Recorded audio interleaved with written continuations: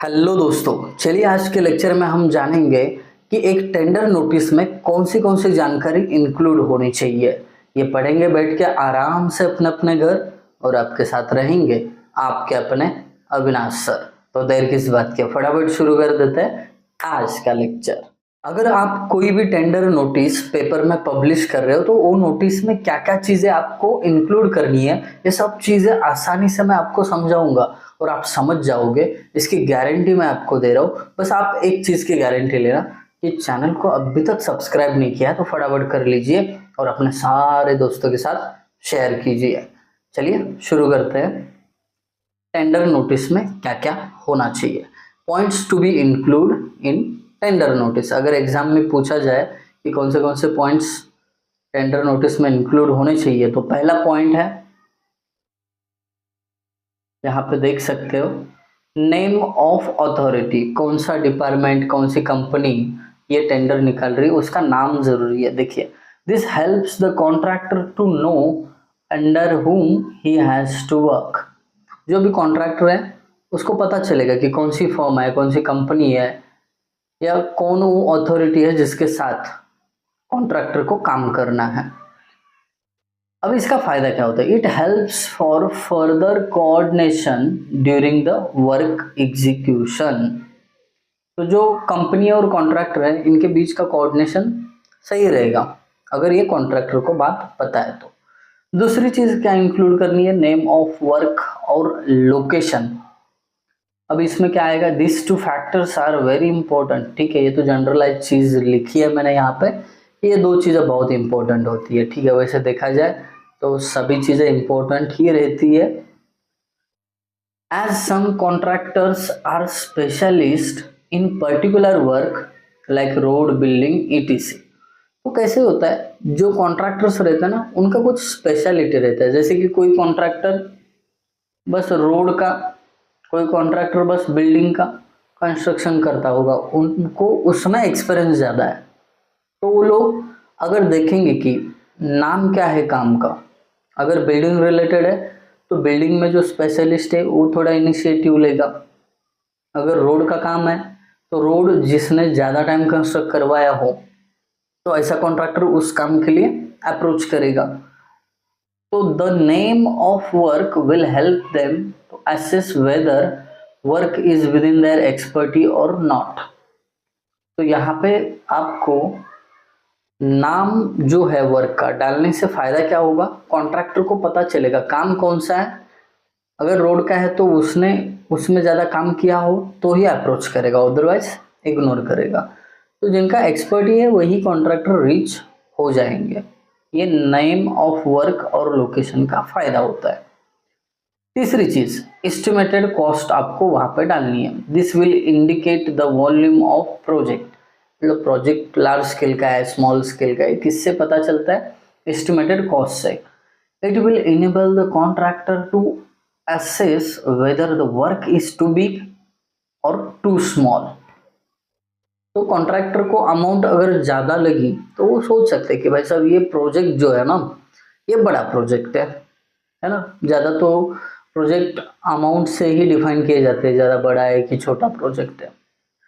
तो ये तीसरी चीज़ है जो टेंडर नोटिस में आपको मेंशन करनी ही करनी है। फोर्थ चीज़, यहाँ पे आपको टाइम लिमिट भी मेंशन कर देना चाहिए। Time limit helps to the contractor to plan equipments, plants and labours accordingly.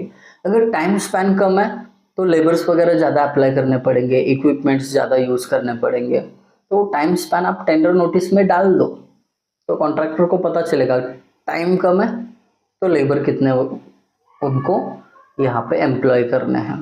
तो ये सब चीज़ें आसान हो जाएगी। This will effect the rates on greater extent. जो टाइम स्पैन है ना उससे रेट्स पे बहुत ज़्यादा असर होता है। कैसे, देखिए, lesser the time higher will be rates. Obviously कम समय में आप पूरा काम करवाना चाहते हो तो रेट्स भी बढ़ेंगे, जाहिर सी बात है। अगर ज़्यादा टाइम है तो अपने अकॉर्डिंगली आहिस्ता आहिस्ता लेबर जैसे मिलेंगे उस हिसाब से आप वहाँ पे एम्प्लॉय कर सकते हो। तो टाइम ज़्यादा जाएगा उसमें। तो तो टाइम कम चाहते हो, कम टाइम में पूरा काम, तो रेट्स भी बढ़ जाएंगे। तो ये बात है। तो ये फोर्थ फैक्टर है जो टाइम लिमिट आपको टेंडर नोटिस में मेंशन करना है। पांचवी चीज, ठीक है, पांचवी चीज देखने से पहले, अगर टाइम में काम नहीं हुआ तो पेनल्टी भी लगती है। Work must be completed with in stipulated time. जो आपको टाइम लिमिट टेंडर नोटिस में होता है ना, उसके अंदर अगर काम नहीं हुआ तो क्या होता है, देखो, contractor has to pay penalty as decided by superintending engineer. तो यहाँ पे जो भी डिसाइडेड रहेगा कॉन्ट्रैक्ट में आता है वो, कि पेनल्टी होने के कारण, लेट होने के कारण कितनी पेनल्टी लगानी है। तो ये बात है टाइम लिमिट और पेनल्टी की। पांचवी चीज है अर्नेस्ट मनी डिपॉजिट, ईएमडी। तो ये ईएमडी क्या होता है, देखो, to make sure that contractor is really interested in work, a security in the form of EMD must be deposited with tender।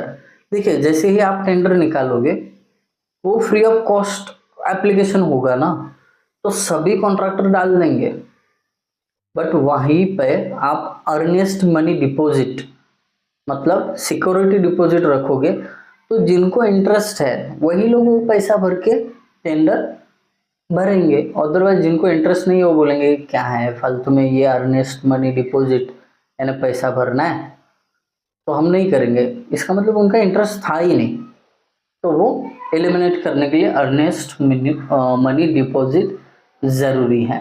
ये 5 चीज़ें हो गई। अब छठी चीज़ देखिए, the availability of data and forms. आपको डेटा अवेलेबिलिटी वहाँ पे टेंडर नोटिस में दिखानी है, और फॉर्म्स जो है कहाँ पे मिलेंगे ये सब कुछ मेंशन करना है। Complete information regarding place and work specification must be mention. काम के बारे में जो भी जानकारी है सब कुछ आपको डिटेल में वहाँ पे डाल देना है। ओके, लोकेशन भी बताना है। All the blank tender forms availability information has to be provided. अब ये ब्लैंक टेंडर भरने के जो फॉर्म्स है ये कहाँ पे मिलेंगे, कैसे मिलेंगे, आपको ऑनलाइन देखना है या ऑफलाइन कहीं पे ऑफिस में जाके लेना है, ये सब चीज़ों का आपको क्या करना पड़ेगा, वहाँ पे मेंशन करना पड़ेगा। 7 चीज़ है last date, place and time of receipt of tender.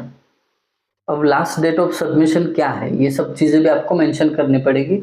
जो ऊपर दिया हुआ डेटा है कि लास्ट डेट कब है, कहाँ पे आपको वो फॉर्म सबमिट करना है, टाइम क्या है, ये सब चीज़ें आपको मेंशन करनी पड़ेगी। All the data regarding tender submission should be texted in tender notice. ये इजी चीज़ है, आप समझ जाओगे।